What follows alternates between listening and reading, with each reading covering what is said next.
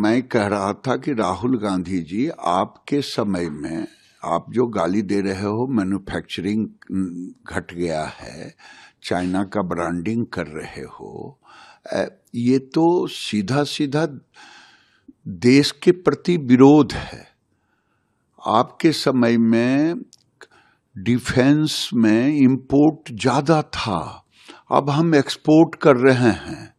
आपके समय में एक्सपोर्ट था केवल 19 लाख करोड़ का, अभी 75 लाख करोड़ से ऊपर का एक्सपोर्ट हुआ है, 80 लाख करोड़ तक जाने वाला है। तो ये एक्सपोर्ट होना बताता है कि देश में मैन्युफैक्चरिंग बढ़ रहा है। ये अलग बात है कि सर्विस सेक्टर और मैन्युफैक्चरिंग का दोनों का है, लेकिन आप तो चाइना का ब्रांडिंग कर रहे हो एलओपी हो करके।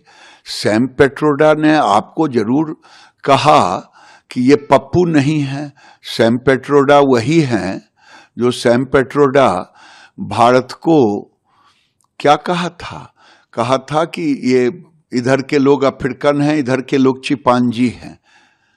वही सैम पेट्रोडा। हम तो एलओपी समझते हैं, लेकिन जो भारत को गाली विदेश में जाके दे, मेक इन इंडिया को गाली दे, बढ़ते हुए मैन्युफैक्चरिंग को गाली दे, वो देश का दुश्मन होगा, वो देश का एलओपी नहीं हो सकता। जो युवराज हैं और तीसरी बार भी कांग्रेस को राहुल गांधी के नेतृत्व में भारत की जनता ने नकार दी, 99 पे आके अटका दिया। और ये दुनिया में जाकर के जो भारत आज मेक इन इंडिया के रूप में, जो भारत इनके कार्यकाल में डिफेंस इंपोर्ट होता था वो एक्सपोर्ट कर रहा है, वो भारत जो देश में 19 लाख करोड़ का इंपोर्ट था वो आज 80 लाख करोड़ पे पहुंच गया।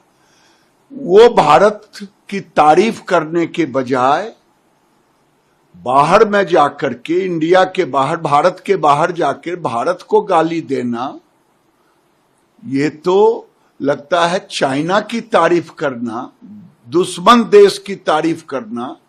ये लगता है चाइना के पैसे पर पलते हैं और चाइना की ही बात ब्रांडिंग करने के लिए ये बाहर में जाके चाइना का ब्रांडिंग कर रहे हैं।